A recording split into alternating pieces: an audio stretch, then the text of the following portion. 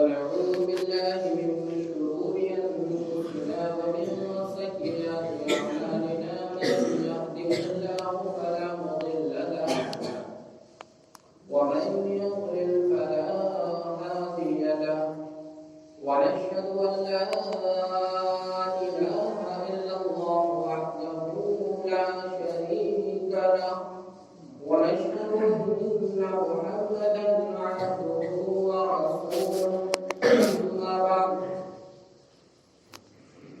فإن خير الحديث كتاب الله وخير الهدي هدي محمد صلى الله عليه وسلم وشر الأمور محدثاتها وكل محدثة بدعة وكل بدعة ضلالة وكل ضلالة في النار.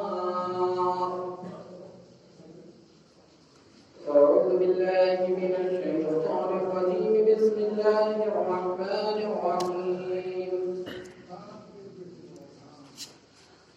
قاف والقرآن المجيد بل عجبوا أن جاءهم منذر فقال الكافرون هذا شيء عجيب أإذا متنا وكنا ترابا ذلك رجع بعيد قد علمنا ما تنقص الأرض منهم وعندنا كتاب حفيظ بل كذبوا بالحق لما جاءهم فهم في أمر مريج. وقال الله تبارك وتعالى في موضع آخر أعوذ بالله من الشيطان الرجيم. بسم الله الرحمن الرحيم. وإذ قال لقمان لابنه وهو يعظه يا بني لا تشرك بالله إن الشرك لظلم عظيم. وقال النبي صلى الله عليه وسلم كلكم راع وكلكم مسؤول عن رعيته. رب اشرح لي صدري ويسر لي امري واحلل عقدة من لساني يفقهوا قولي. ربي زدني علما ربي زدني علما اللهم ربي زدني علما.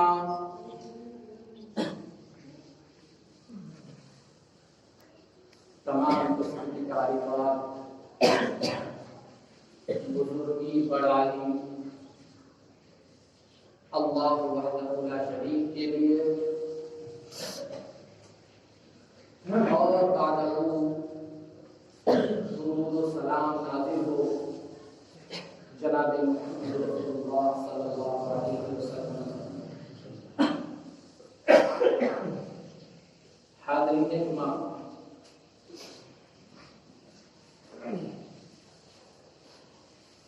آج جس موضوع کے تحت آپ حضرات کے سامنے کچھ باتیں رکھوں گا وہ ہے کہ اولاد نافرمان کیوں ہوتی. آخر اولاد کے نافرمان ہونے کی وجہ کیا بنتی ہے؟ تو اس موضوع کے لیے سب سے ضروری چیز ہے کہ ہم یہ سمجھ لیں کہ اولاد فرما بردار کیسے بنے گی. اولاد فرما بردار کیسے بنے گی اگر ہم یہ سمجھ لیں تو نافرمان کیوں ہوتی ہے اس وجہ کو، اس چیز کو ہم خود تلاش لیں گے، خود ڈھونڈ لیں گے کہ آخر ہماری اولاد نکمی کیوں ہو رہی، ہماری اولاد ہماری بات کیوں نہیں مانتی، ہماری اولاد کیوں اس طریقے سے نافرمان ہوتی جا رہی. اللہ رب العزت نے سورہ تحریم کے اندر ارشاد فرمایا یا ایھا الذین آمنوا قوا انفسکم واہلیکم نارا. ایمان والوں کو مخاطب کر کے اللہ رب العزت نے یہ ارشاد فرمایا انفسکم کہ اپنے آپ کو اپنی جان کو تم بچا لو، وَأَهْلِيكُمْ اور اپنے اہل و عیال کو اپنے گھر والوں کو تم بچا لو۔ کس چیز سے بچا لو؟ نارا، آگ سے بچا لو، نارا آگ سے بچا لو۔ اور وہ آگ کیسی ہے؟ وقودها الناس والحجارہ۔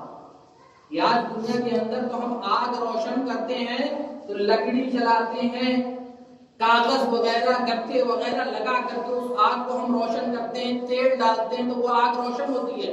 لیکن وہ آگ جس سے اللہ تعالیٰ ڈرا رہا ہے اور ہم کو اس بات کی تنبیہ کر رہا ہے کہ اس آگ سے خود کو اور اپنے اہل و عیال کو بچا لو، وہ آگ کیسی ہوگی، اس آگ کا ایندھن کیا ہوگا؟ اللہ تعالیٰ نے آگے آیت میں خود بتلا دیا، وقودها الناس والحجارہ۔ اس آگ کا جو ایندھن ہوگا جس سے وہ آگ روشن کی جائے گی، جلائی جائے گی، وہ انسان ہوں گے اور پتھر ہوں گے، وہ انسان ہوں گے اور پتھر ہوں گے۔ اور جو لوگ آگ میں جل رہے ہوں گے، دنیا کے اندر کوئی کام کرتے ہیں، کھیتی باڑی کرتے ہیں یا کوئی بھی کام انجام دے رہے تو اس کے لیے آدمی رکھنا پڑتا ہے نا۔ اب دھان کی فصل کو کاٹ رہے ہیں تو اس کے لیے آپ کو مزدور کی ضرورت پڑتی ہے، تو اس آگ میں جلائے جب تم جاؤ گے اللہ کے حکم سے تو اس پر کون لوگ مسلط ہوں گے؟ اللہ تعالیٰ ارشاد فرماتا ہے والملائکۃ غلاظ شداد، والملائکۃ غلاظ شداد، کہ ایسے فرشتے مسلط کیے جائیں گے جو بڑے طاقتور اور بڑے تندرست ہوں گے۔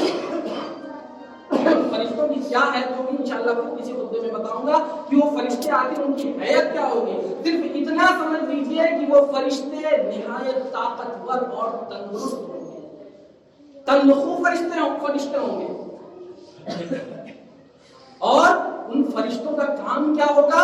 وہ فرشتے اللہ کے لا یعصون اللہ ما امرهم ویفعلون ما یؤمرون، وہ فرشتے اللہ کی نافرمانی نہیں کریں گے، جو اللہ ان کو حکم دے گا اس حکم کو بجا لائیں گے، ویفعلون ما یؤمرون، اور وہ وہی کام کریں گے جو ان کو حکم دیا گیا، یعنی وہ اللہ کی نافرمانی نہیں کریں گے۔ تو آیت کی شروعات میں اللہ تعالیٰ نے اپنے اہل و عیال کو اور خود اپنی جان کو دہتی ہوئی آگ سے بچانے کا حکم دیا کہ خود کو اس آگ سے بچا لو جس آگ کا ایندھن انسان ہوں گے اور پتھر ہوں گے۔ اللہ کے رسول صلی اللہ علیہ وسلم کا ارشاد ہے، بخاری اور مسلم متفق علیہ روایت، بخاری اور مسلم کی روایت ہے کہ کلکم راعٍ، ہر آدمی نگہبان ہے، دیکھ ریکھ کرنے والا ہے، وَهُوَ مَسْئُولٌ عَنْ رَعِيَّتِهِ، کلکم مسئول عن رعیتہ، اور جس چیز کی وہ دیکھ بھال کرتا ہے، نگرانی کرتا ہے، جس کام پر وہ معمول کیا گیا ہے، اس کام کو اس نے کیسے انجام دیا، وہ مسئول، سوال کیا جائے گا، اللہ کے حضور سے پوچھا جائے گا کہ میں نے تم کو فلاں کام کی ذمہ داری تم کو ملی تھی، وہ کام تم نے کس طریقے سے انجام دیا۔ اب آگے اللہ کے رسول صلی اللہ علیہ وسلم ایک چیز کو واضح کرتے ارشاد فرما رہے ہیں، فالامام راعٍ، کہ ایک امام ہوتا ہے، ایک علاقے کا راجہ ہوتا ہے۔ اب اس راجہ، وہ جو راجہ ہے، وہ امام جو ہے، وہ کہاں کا ذمہ دار ہے؟ اپنی رعایت کا ذمہ دار ہے، جو اس کے نگرانی میں اور جو اس کے شہر میں لوگ رہ رہے ہیں ان کی دیکھ ریکھ کرنا وہ اس کی ذمہ داری ہے۔ وہ مسئول عن رعیتہ، اور اس چیز کے تعلق سے قیامت کے دن اللہ رب العزت اس سے سوال کرے گا، پوچھے گا۔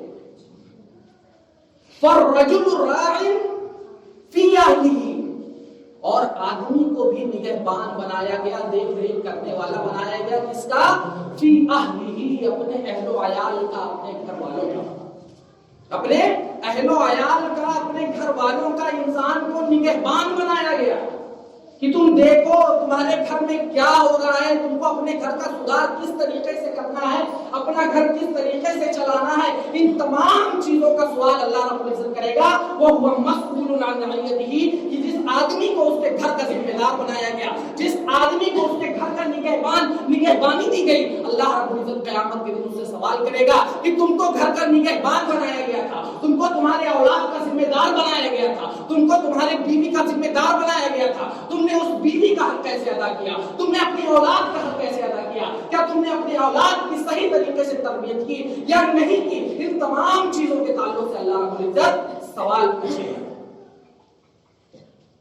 وَالْمَرْأَةُ رَاعِيَةٌ فِي بَيْتِ زَوْجِهَا، اور عورت سے بھی سوال پوچھا جائے گا، اور عورت چونکہ گھر کے اپنے شوہر کے گھر کی ذمہ دار ہوتی ہے تو اس عورت سے بھی سوال پوچھا جائے گا، وَهُوَ مَسْئُولَةٌ عَنْ رَعِيَّتِهَا، کہ اس سے کس چیز کا سوال پوچھا جائے گا کہ تم اپنے شوہر کے گھر میں کس طریقے سے زندگی بسر کرتی تھی، اپنی اولاد کو تم نے کیا تعلیم و تربیت دی، کس طریقے سے تم نے اپنی اولاد کو پالا، اپنے گھر کو، اپنے پریوار کو کس طرح سے تم نے رکھا اور کیا طریقہ اپنایا۔ ان تمام چیزوں کے تعلق سے اللہ رب العزت قیامت کے دن سوال پوچھے گا۔ اسی لیے اللہ کے رسول نے ارشاد فرمایا کلکم راعٍ، کہ ہر آدمی نگہبان ہے، ہر آدمی ذمہ دار ہے، وکلکم مسئول عن رعیتہ، اور ہر آدمی سے ذمہ دار سے اللہ رب العزت قیامت کے دن سوال پوچھے گا، سوال و جواب کیا جائے گا۔ اور ایک چیز یہاں پر اور بتاتا چلوں، میرا موضوع تو اولاد کی تربیت ہے، لیکن یہاں پر جب ذمہ دار کی بات آئی تو یہاں پر ایک چیز اور بتاتا چلوں کہ اگر انسان کسی شخص کا کسی چیز کا ذمہ دار بنایا گیا ہے اور اگر وہ اس ذمہ داری پر فائز ہوتے ہوئے لوگوں کا حق تلف کرتا ہے، مارتا ہے، صحیح بخاری کی روایت ہے، اس کو ذہن نشین کر لو کہ اللہ رب العزت، اللہ کے رسول صلی اللہ علیہ وسلم نے ارشاد فرمایا کہ اگر کوئی آدمی کسی کا حق مارتا ہے اس حال میں کہ وہ کسی عہدے پر فائز ہے، کسی عہدے پر رہتے ہوئے حق تلفی کرتا ہے تو اور اسی حال میں وہ مر جاتا ہے تو اللہ کے رسول صلی اللہ علیہ وسلم نے ارشاد فرمایا کہ اس کا ٹھکانہ جہنم، اس کا ٹھکانہ جہنم ہوگا۔ آج ہم اور آپ کو بڑے شان سے کہتے ہیں حضرت ابو بکر صدیق رضی اللہ تعالیٰ عنہ جب خلیفہ بنائے گئے جب ان کے اوپر ملک کی ذمہ داری آ گئی، شہر کی ذمہ داری آ گئی، اللہ کے رسول کا انتقال ہوا، سب سے پہلے خلیفہ حضرت ابو بکر صدیق بنائے گئے، اور جب وہ خلیفہ بنے تو ان کا کام تھا تجارت کرنا، وہ تجارت کا کام کیا کرتے تھے، یعنی بزنس کرتے تھے۔ تو اپنے تجارت کی غرض سے بازار کی طرف نکلے تو ایک آدمی نے روکا اور کہا کہاں جا رہے ہیں؟ کہاں میرا جو کام ہے، جو میں تجارت کرتا ہوں، وہ کام تو نہیں نکل جا رہا ہوں۔ اس آدمی نے کہا نہیں، اب آپ کا وہ کام نہیں، آپ اس عہدے پر فائز ہو چکے ہیں کہ پوری رعایا کی ذمہ داری آپ پر ہے، اور جب آپ اپنے کاروبار کو دیکھیں گے تو رعایا کی ذمہ داری کہاں سے ادا کریں گے؟ رعایا کی ذمہ داری کہاں سے ادا کریں گے؟ حضرت ابو بکر صدیق سے کہا گیا کہ آپ اس کو چھوڑیے، آپ کا جو محنتانہ ہے، جو آپ کو اجرت دی جائے گی وہ آپ بیت المال سے لے لیا کریں گے۔ حضرت ابو بکر صدیق نے اپنی تجارت چھوڑ دی، ابو بکر صدیق نے اپنی تجارت چھوڑ دی، کس کی خاطر؟ کہ آخر جس عہدے پر میں فائز کیا گیا ہوں، مجھے لوگوں نے خلیفہ بنایا ہے، اگر میں اس کا حق نہیں ادا کر پایا تو پھر اللہ رب العزت قیامت کے دن سوال پوچھے گا کہ تم کو خلیفہ بنایا گیا، علاقے کا ذمہ دار بنایا گیا، تم نے اس ذمہ داری کو کیسے ادا کیا گیا؟ آج ہم اونچے اونچے عہدوں پر فائز ہو جاتے ہیں، مساجد کے، مدارس کے، مکاتب کے ٹرسٹی بنے پھرتے ہیں، لیکن اس کے باوجود جو مدرس وہاں پر کام کر رہا ہے اس کے حقوق کیا ہیں؟ اس کے حقوق کو پامال کرتے ہوئے، اس کے حقوق کو نظر انداز کرتے ہوئے ہم اپنے کاروبار میں لگے ہوئے ہیں، اس کا گھر کیسے چل رہا ہے؟ اس مصیبت کے ایام نے جو ہم پر گھیرا بندی کر رکھی ہے، یہ لاک ڈاؤن نے اور کورونا کے سبب جو مصیبت آئی، جو ائمہ کے ساتھ بدسلوکیاں کی گئی، جو مدارس سے مدرسین کو نکالا گیا یہ بات کہہ کر کے کہ اب ہمارے وہاں بچے نہیں آتے، کہیں سے ہمارے وہاں اخراجات نہیں آ رہا ہے، کہیں سے تعاون نہیں مل رہا ہے، اور جب تعاون نہیں مل رہا ہم آپ کا حق کہاں سے دیں، آپ کو اجرت کہاں سے دیں؟ یہ چیز تو اس وقت سوچنی چاہیے جب آپ کو اس کرسی پر بیٹھایا گیا تھا، یہ چیز اس وقت یاد رکھنی چاہیے کہ جب آپ کو اس عہدے پر فائز کیا گیا تھا کہ ہاں فلاں جگہ کے سیکریٹری بنائے جا رہے ہیں، فلاں جگہ کے ذمہ دار بنائے جا رہے ہیں، آپ اس عہدے پر فائز ہوئے، اس عہدے پر بیٹھے، تو اس چیز کو دھیان میں رکھنا چاہیے کہ ہاں ہر وقت ہمیں یہ میری ذمہ داری ہے. کوئی باپ کو لاکھ مصیبت آ جائے, ابھی گھر میں اگر چولہا نہ جلے تو اس کے لیے فکر مند ہوتا ہے نا کہ میں اس گھر کا ذمہ دار ہوں, چولہا نہیں چل رہا, کیسے کھلاؤں اپنے بچوں کو. اس چیز کی فکر تو لاحق ہو جاتی ہے, لیکن وہ جو آپ کے زیر نگرانی وہاں تعلیم دے رہا ہے, آپ کے بچوں کو دین کی تعلیم سکھا رہا ہے, وہ آپ کو جو بچپن نماز پڑھا رہا ہے اس کی فکر نہیں ہے آپ کو.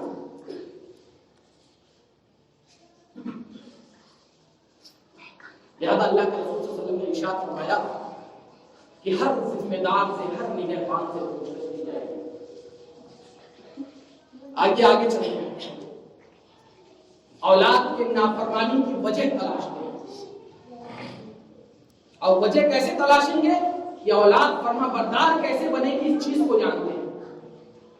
اللہ کے رسول صلی اللہ علیہ وسلم کا ارشاد ہے ما من مولود الا یولد علی الفطرہ. صحیح مسلم کی روایت ہے کہ ما من مولود الا یولد علی الفطرہ, کہ کوئی بھی بچہ پیدا نہیں ہوتا مگر فطرت اسلام پر پیدا ہوتا ہے. ہر بچہ صحیح مسلم ہو کر کے پیدا ہوتا ہے. فَأَبَوَاهُ يُحَوِّدَانِهِ وَيُمَجِّسَانِهِ وَيُنَصِّرَانِهِ, کہ اس کے والدین, اس کے ماں باپ اس کو یہودی بناتے ہیں, مجوسی بناتے ہیں, نصرانی بناتے ہیں. پیدائش تو اس کی مذہب اسلام پر ہوئی.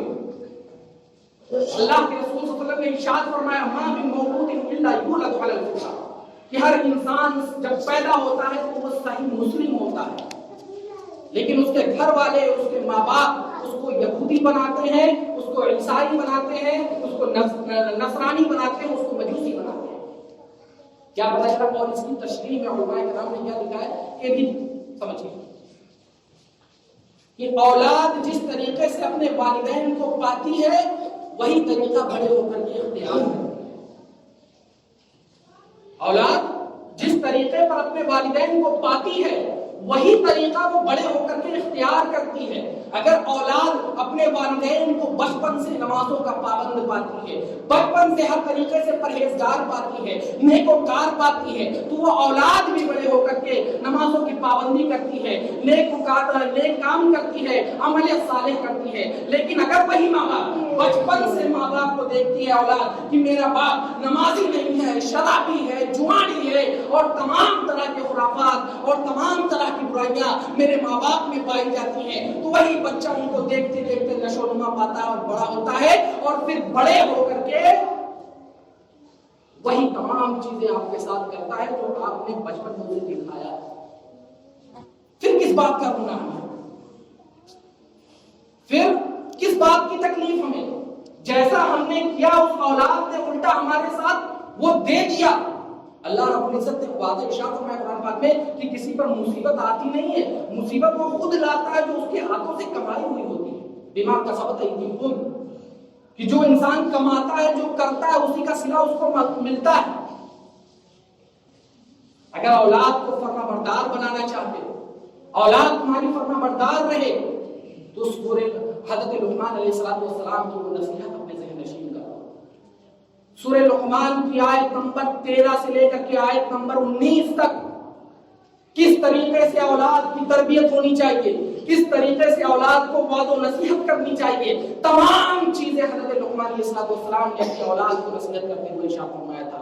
اللہ تعالیٰ اس کا نقشہ قرآن پاک میں کھینچتا ہے, کہتا ہے وَإِذْ قَالَ لُقْمَانُ لِابْنِهِ وَهُوَ يَعِظُهُ يَا بُنَيَّ لَا تُشْرِكْ بِاللَّهِ إِنَّ الشِّرْكَ لَظُلْمٌ عَظِيمٌ. پہلی نصیحت یہ تھی لقمان علیہ السلام کی اپنے اولاد کو کہ اے میرے بیٹوں, یا بنیّا لا تشرک باللہ, اللہ کے ساتھ کسی کو شریک مت کرنا, اللہ کا کوئی شریک مت ٹھہرانا. پکارنا تو اس رب کو پکارنا, حاجت روائی کی یا مزاری کرنا تو اس رب سے کرنا, سجدے کرنا تو اس رب کے لیے کرنا. غرض یہ کہ اپنی تمام حاجات کا رونا تو اس رب کے دربار میں رونا. اللہ یعقوب علیہ السلام نے, لقمان علیہ السلام نے آگے ارشاد فرمایا, اللہ رب العزت اس کا نقشہ کھینچتا ہے ان الشرک لظلم عظیم, کہ شرک جو ہے وہ بہت بڑا ظلم ہے. لہذا پہلی نصیحت جو بتلائی وہ کیا کہ اپنی اولاد کو موحد بنایا جائے, توحید پر گامزن کیا جائے, اس کے عقیدے کو مضبوط کیا جائے, وہ کسی طرف ڈما ڈول نہ ہو. آج ہمارا حال کیا ہے؟ ہمارے اندر نہ صبر ہے, نہ ہمارے اندر استقامت ہے. ہم اپنی اولاد کے نافرمان ہونے کا رونا تیار ہوتے ہیں. آج ہمارے اندر صبر و تحمل نام کی کوئی چیز باقی نہ رہی. ہمارے اوپر کوئی مصیبت آتی ہے فوراً پیر و فقیر کی طرف، فوراً باباؤں کی طرف، ڈھونگی باباؤں کی طرف رجوع کرتے ہیں اور بھاگے چلے جاتے ہیں. آخر وہ اولاد جو ہم کو دیکھ رہی ہے کہ ہمارے باپ کا، ہماری ماں کا رد عمل کیا تھا اس کام پر، وہی بڑے ہو کر کے اس پر وہ رد عمل دکھاتے ہیں. لہذا پہلی چیز کیا ہے کہ اپنے اولاد کو اس بات سے روکنا کہ اللہ کے سوا کسی کو نہ پکارے، اس کا کوئی شریک نہ کرے، یعنی شرک سے بات رکھنا. اور اس کے بعد اللہ تعالیٰ نے 2 آیتوں میں والدین کے حق کو اجاگر کیا ہے. وَوَصَّيْنَا الْإِنسَانَ بِوَالِدَيْهِ حَمَلَتْهُ أُمُّهُ وَهْنًا عَلَى وَهْنٍ وَفِصَالُهُ فِي عَامَيْنِ أَنِ اشْكُرْ لِي وَلِوَالِدَيْكَ إِلَيَّ الْمَصِيرُ.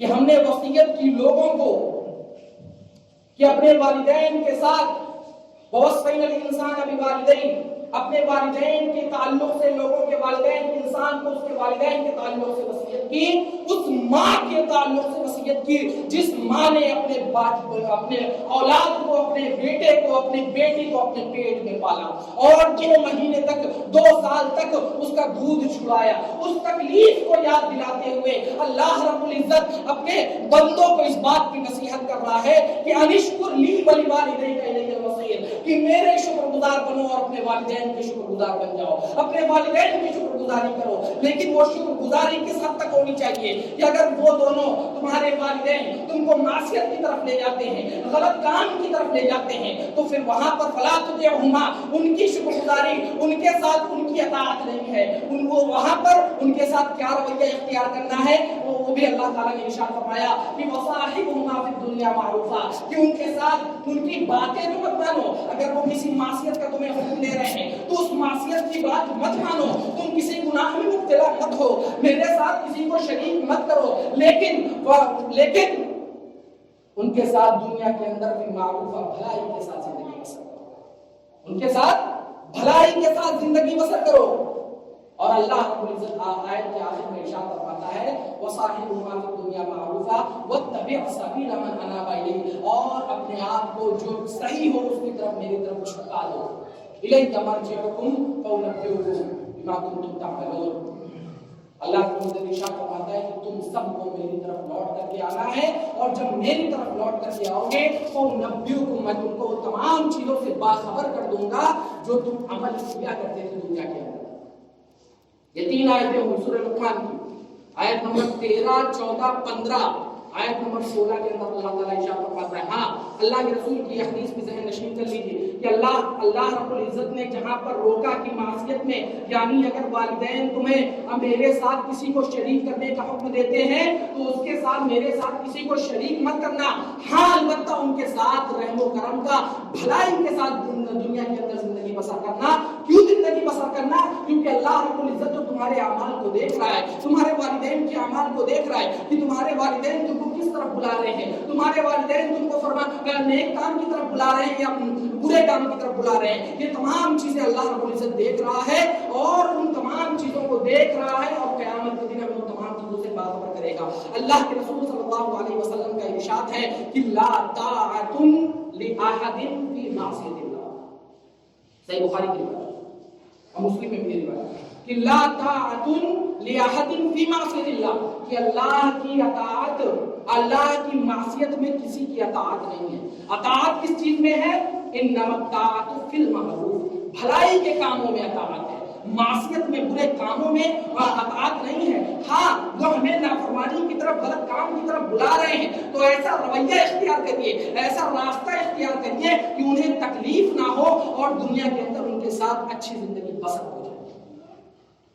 تیسری نصیحت، یا بنی ان تک مثقال حبۃ من خردل، کہ اے میرے بیٹے اگر رائی کے دانے کے برابر بھی کوئی چیز ہے،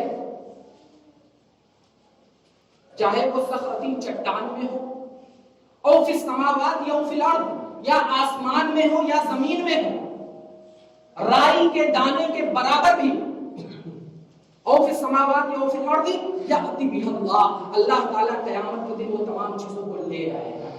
تم کو دکھا دے گا کہ تمہارے اعمال کیسے تھے. تم نے رائی کے دانے کے برابر بھی اگر تم نے بھلائی کی ہوگی تو اس بھلائی کو اللہ اجاگر کر دے گا. تم نے رائی کے دانے کے برابر اگر برائی کی ہوگی تو اس برائی کو یاتی بھی اللہ اجاگر کر دے گا, لے آئے گا. ان اللہ لطیف خبیر. کیوں اللہ لے آئے گا؟ اس کی وجہ بھی اللہ نے بتلا دی کہ بے شک اللہ لطیف خبیر, باریک سے باریک چیزوں کی بھی خبر رکھنے والا ہے. باریک سے باریک چیزوں پر بھی اللہ کی نگاہ ہے. اور اس کے بعد یہ آپ لقمان صلی اللہ علیہ وسلم نے اپنے بیٹے کو نصیحت کرتے ہوئے بیٹوں کو ارشاد فرمایا, یا بنی اقیم الصلاۃ وامر بالمعروف وانہا عن المنکر واصبر ما اصابک ان ذلک من عزم الامور. یہ میرے بیٹوں نماز قائم کرنا, نماز قائم کرنا, وامر بالمعروف وانہا عن المنکر, اور بھلائی کا حکم دینا اور برے کاموں سے روکنا, واصبر ما اصابک, اور تم صبر کرنا جو تم کو تکلیف پہنچے, ان ذلک من عزم الامور, اور یہ جو معاملات ہیں یہ بہت پختہ معاملات ہیں. لہذا اس میں کتنے چیزوں کی نصیحت؟ سب سے پہلی چیز نماز کو قائم کرنا. یا بنی اقیم الصلاۃ, نماز کو قائم کرنا, وامر بالمعروف, اور لوگوں کو بھلائی کا حکم دینا, وانہا عن المنکر, اور برے کاموں سے روکنا, واصبر ما اصابک, اور جو تم کو مصیبت لاحق ہو, جو پریشانی لاحق ہو, اس پریشانی پر, اس مصیبت پر صبر کرنا. اور کیوں صبر کرنا؟ کہ ان ذلک من عزم الامور, یہ تمام جو معاملات ہیں یہ بڑے پختہ معاملات ہیں. اور نصیحت لقمان صلی اللہ علیہ وسلم کی نصیحت آیت نمبر 18, ولا تصعر خدک للناس ولا تمشي في الارض مرحا ان اللہ لا يحب كل مختال فخور. اور لوگوں کو حقیر مت سمجھنا. ولا تصعر خدک للناس, لوگوں کو ان کی غربت کی وجہ سے, لوگوں کو ان کے فقیر ہونے کی وجہ سے, غرض یہ کسی بھی وجہ سے تم لوگوں کو حقیر نگاہ سے مت دیکھنا, لوگوں کو نیچا مت سمجھنا. وامشی فی الارض مرحا, اور زمین پر اکڑ کر کے مت چلنا. زمین پر چلنا تو میانہ روی اختیار کرنا, درمیانی راستہ اختیار کر کے چلنا. اور ان دونوں کاموں کو کیوں مت کرنا؟ کیونکہ اللہ تعالیٰ کہہ رہا ہے اللہ لا یحب کل مختال فخور, اللہ تعالیٰ گھمنڈ کرنے والوں کو, تکبر کرنے والوں کو پسند نہیں کرتا. اور وقصد فی مشرق واغضض من صوتک, اور اپنی چال میں درمیانی راستہ اختیار کرنا, میانہ روی اختیار کرنا. واغضض من صوتک, اور اپنی آواز کو پست رکھنا. پست کیوں رکھنا؟ کیونکہ بلند آواز کس کی ہوتی ہے؟ اللہ تعالیٰ نے یہ بھی ارشاد فرمایا ان انکر الاصوات لصوت الحمیر, کہ آوازوں میں سب سے بری آواز تو گدھے کی ہے. ایسی جو اپنی آوازوں کو بلند کر کے, چیخو پکار کر کے لوگوں کے سامنے اپنا عہدہ جتلاتے ہیں, اپنے آپ کو بڑا تصور کرانے کی کوشش کرتے ہیں, سینہ تان کر کے سڑکوں پر چلتے نظر آتے ہیں. ان تمام لوگوں کے تعلق سے اللہ تعالیٰ نے جو اپنی آوازوں کو خوب بلند کر کے اور سینہ چوڑا کر کے لوگوں کے سامنے آتے ہیں اور لوگوں کے سامنے اونچی آواز میں بات کرتے ہیں, اونچی آواز والوں کے لیے اللہ تعالیٰ نے کہا ان انکر الاصوات لصوت الحمیر, کہ بے شک آوازوں میں سب سے بری آواز گدھے کی آواز, یعنی گدھے کی آواز سے تشبیہ. لہذا یہ سورہ لقمان کی آیت نمبر 13 سے لے کر کے آیت نمبر 19 تک جو اللہ تعالی نے لقمان علیہ السلام نے اپنے اولاد کے تعلق سے جو نصیحت اپنے اولاد کو کی تھی, اس نصیحت کو ہم اپنے سامنے رکھیں اور اس کے بعد اپنے گھر کا, اپنے علاقے, اپنے معاشرے کا, اپنے سماج کا جائزہ لیں کہ کیا وہ نصیحت جو لقمان نے اپنے بچوں کو کی تھی, کیا وہ نصیحت اپنے بچوں کو کرتے ہیں؟ اگر نہیں کرتے وہ نافرمان ہوگی. اگر ہم اپنے بچوں کو وہ نصیحت نہیں کرتے, وہ راستہ نہیں دکھاتے, تو پھر ہم رونا کس بات کا ہوتے ہیں؟ ہم اس بات کا کیوں واویلا مچاتے ہیں کہ اولاد ہماری نافرمان ہے, اولاد ہماری فرما برداری نہیں کرتی؟ اس کی وجہ جب ہم خود بنتے ہیں. لہذا اللہ رب العزت ہم سب کے دلوں میں, اگر ہم کسی کے بیٹے ہیں تو ہمیں اپنے والدین ہم کو ایک دوسرے کے تعلق سے بغض, کینہ, کپٹ, ان تمام برائیوں سے ہماری بات. اے اللہ, ہم پر جو مصیبتیں آ رہی ہیں اس مصیبت کو ہم سے دور کرے۔ اے اللہ جہاں کہیں بھی دنیا کے اندر مسلمانوں کو تکلیف دی جا رہی ہے، اذیت پہنچائی جا رہی ہے، اللہ ان مظلوموں کی غیب سے امداد کرنا، ظالموں کو ان کے انجام تک پہنچا دے۔ یا الہ العالمین ہمارا رشتہ مسجدوں سے مضبوط کر دے۔ یا الہ العالمین ہمارا رشتہ کتاب و سنت سے مضبوط کر دے۔ یا الہ العالمین ہمیں صراط مستقیم پر چلنے والا بنا دے۔